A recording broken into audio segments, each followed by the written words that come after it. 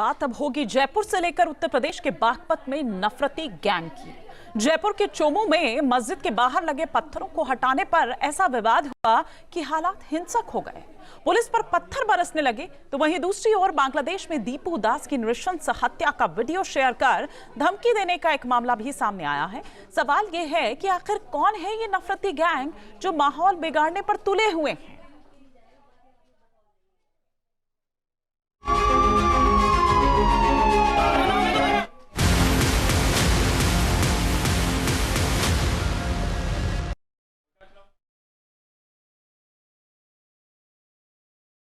की गई है जो कि शांति के लिए आवश्यक है।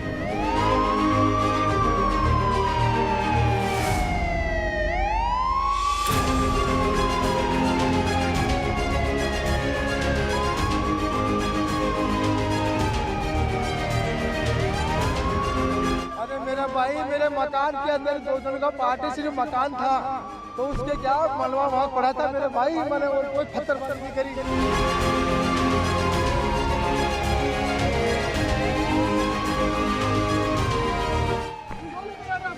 ये लिख रहा उनका हम बाहर के नहीं उनका बाहर के शमशेर खान फिरोजाबाद के चूड़ी कंगन बेचते हैं।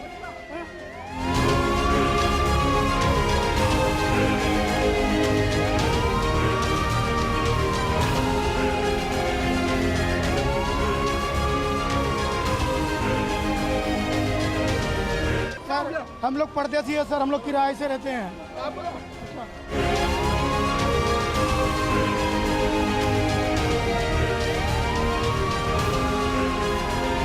इंटरनेट भी बंद किया गया है सर। अभी इंटरनेट बंद किया गया है।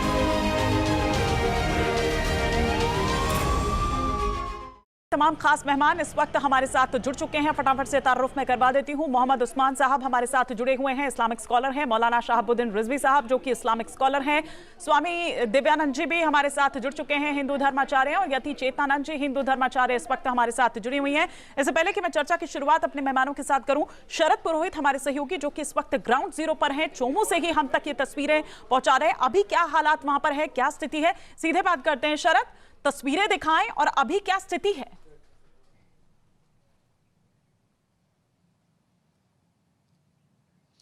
देखिए, अभी की बात की जाए तो अब शांति बनी हुई है। एहतियात के तौर पर करीब 1500 पुलिसकर्मियों का जाब्ता यहां चोमू क्षेत्र में लगा दिया गया है, आरएसी बटालियन, और उसके अलावा अलग अलग पुलिस थानों का, जयपुर के 70 पुलिस थानों का जाब्ता यहां पर लगाया गया है। क्योंकि जो रात को स्थिति हुई थी उसको लेकर के पुलिस अब संभल के हर चीज़ करने की कोशिश कर रही है। ये विवाद कुछ इस तरह से शुरू हुआ, मामला 1981 में शुरू हो जाता है जब इस मामले को कोर्ट में ले जाया गया था कि ये मस्जिद यहाँ पर आगे अतिक्रमण किया गया था और उस वक्त इस पर स्टे लगा दिया गया था। लेकिन उसके बाद में कुछ सालों से यहाँ मस्जिद के बाहर पत्थर रखे हुए थे रोड के ऊपर। उन पत्थरों को कल मुस्लिम समाज की तरफ से हटा दिया गया था, उसको सराहनीय पहल बताया गया। लेकिन उसके बाद में रात को वहां पर जबरन बताया जा रहा है कि रेलिंग लगाने की बात आ रही थी। लेकिन पहले अस्थायी अतिक्रमण था, वो स्थायी होने की बात जैसे ही सामने आई तो हिंदू संगठन वहां पर जमा हो गए और उसके बाद में पुलिस वहां पर पहुंची। तो पुलिस ने वापस रेलिंग को काट करके हटाने की कोशिश वहां पर की, क्योंकि स्थायी अतिक्रमण वहां पर किया जा रहा था जहां पर स्टे लगा हुआ था। उसके बाद में वहां पर बवाल शुरू हुआ। मैं ये समझना चाह रही हूँ कि जब ये हटाया गया, क्या उससे पहले वहां पर जो भी लोग हैं या मस्जिद को जो भी रखवाली वहां पर करते हैं, देखरेख करते हैं, क्या उनसे किसी तरह की कोई बातचीत की गई थी? क्योंकि ये मामला बड़ा ही संवेदनशील है, कानूनी वो ठीक है, लेकिन बड़ा ही इसमें आपको सोच समझकर चलने की जरूरत होती है, एक भरोसा लेकर, मतलब वो मैनेज कर आपको चलने की जरूरत होती है।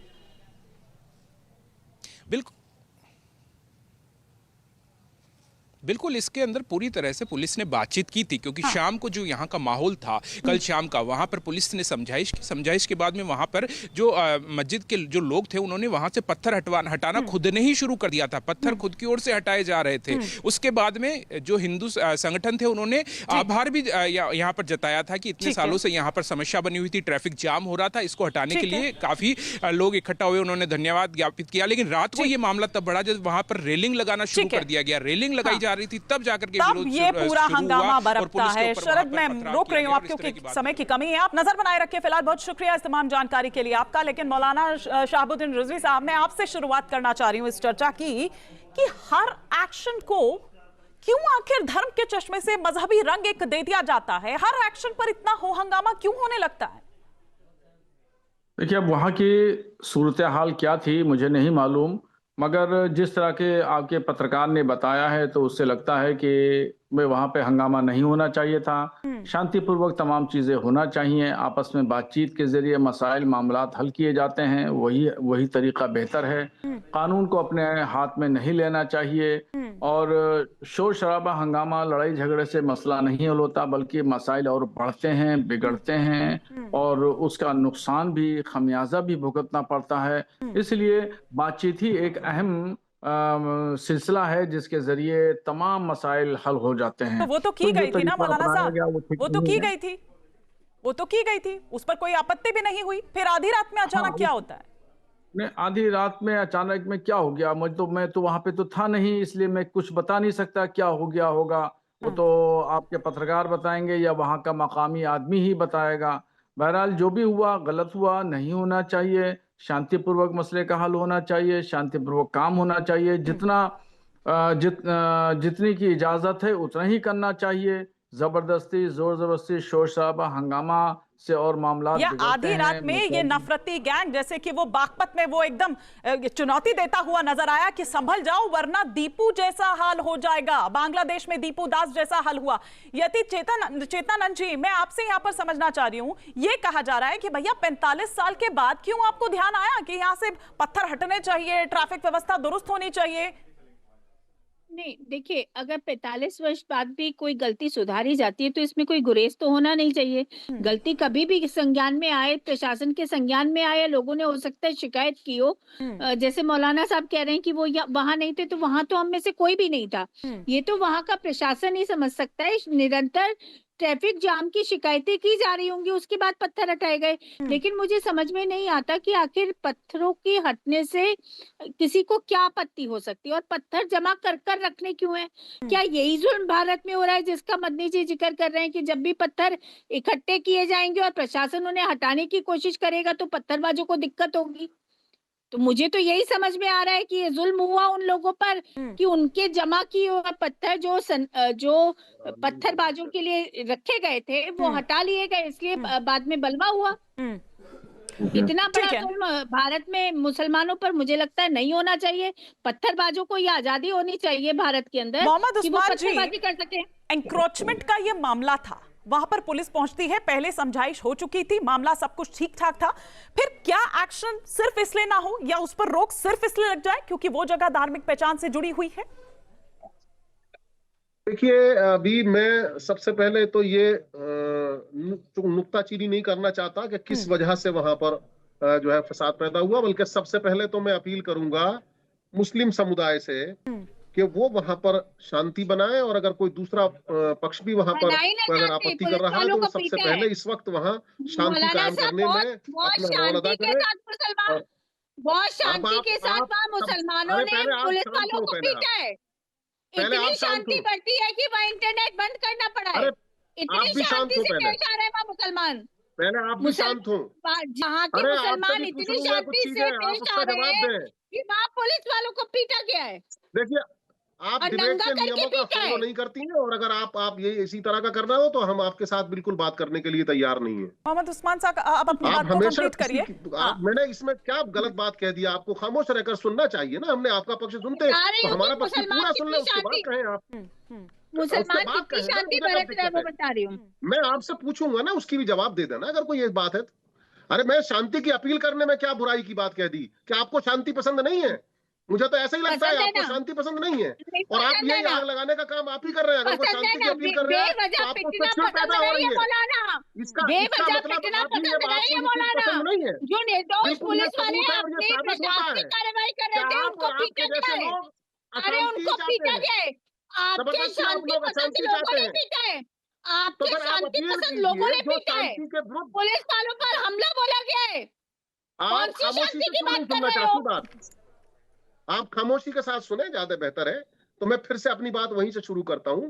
तो मैं सब लोगों से अपील करूंगा कि हर हालत में सबसे पहला वहां पर शांति कायम हो, और पुलिस से भी ये अपील करूंगा कि वो किसी निर्दोष के खिलाफ कार्रवाई ना हो। अच्छा, और ये बात मैं इसलिए कह रहा हूं, मेरा सवाल लेकिन आपसे ये था कि कम्युनल फ्रेमिंग देकर जो असल मामला है क्या उससे ध्यान भटकाया जा रहा है? भाई एनक्रोचमेंट का वो मामला था, अतिक्रमण का वो मामला था, तो उसको एक कम्युनल रंग देकर क्यों असल मुद्दे से ध्यान भटकाया जा रहा है? बार बार हर चीज पर, हर एक्शन को ये विक्टिम कार्ड क्यों खेलने, ये हर बार विक्टिम कार्ड क्यों खेला जाता है? स्वामी दिव्यानंद जी को भी मैं जरा यहाँ पर चर्चा में लाना चाहूंगी सर, एक एक रिएक्शन हो जाए ना सर। स्वामी दिव्यानंद जी क्या, हाँ स्वामी दिव्यानंद जी का भी एक ओपनिंग कमेंट आ जाए, उसके बाद आप काउंटर रिएक्शन दीजिए।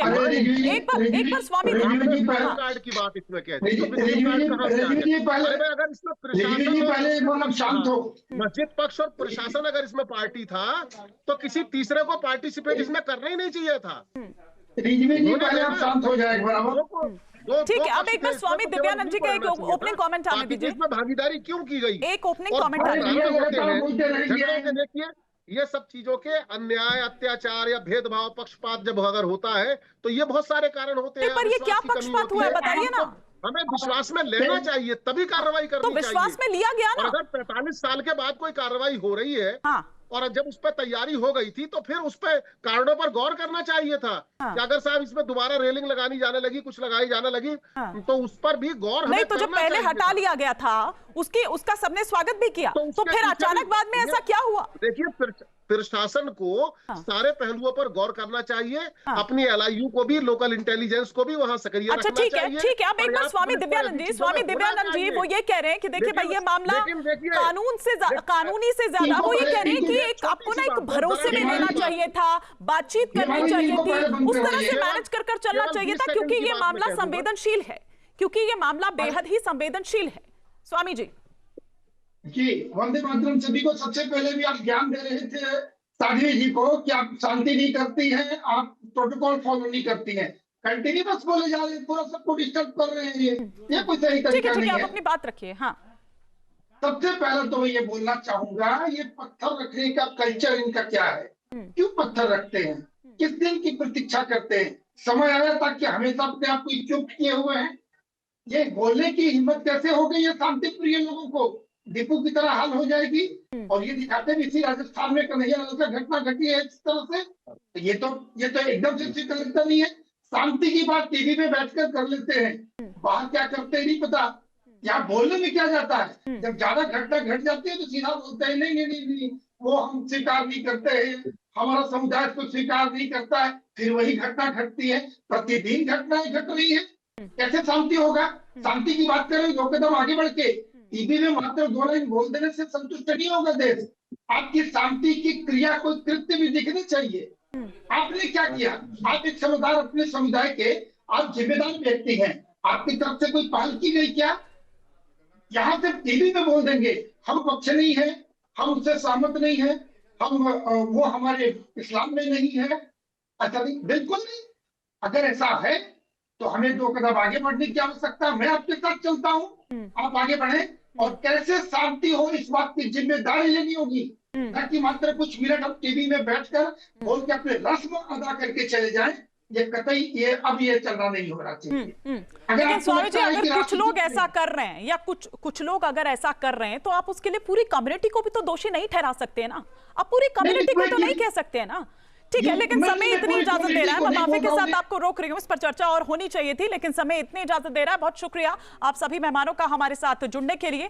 आपके मोबाइल पर तुरंत आएगी ब्रेकिंग न्यूज, स्क्रीन पर सबसे पहले दिखेगी बड़ी खबर, देश दुनिया की हर खबर एक जगह। अब आपके मोबाइल पर तुरंत फटाफट इंस्टॉल कीजिए न्यूज नेशन ऐप और रखिए खुद को अपडेट।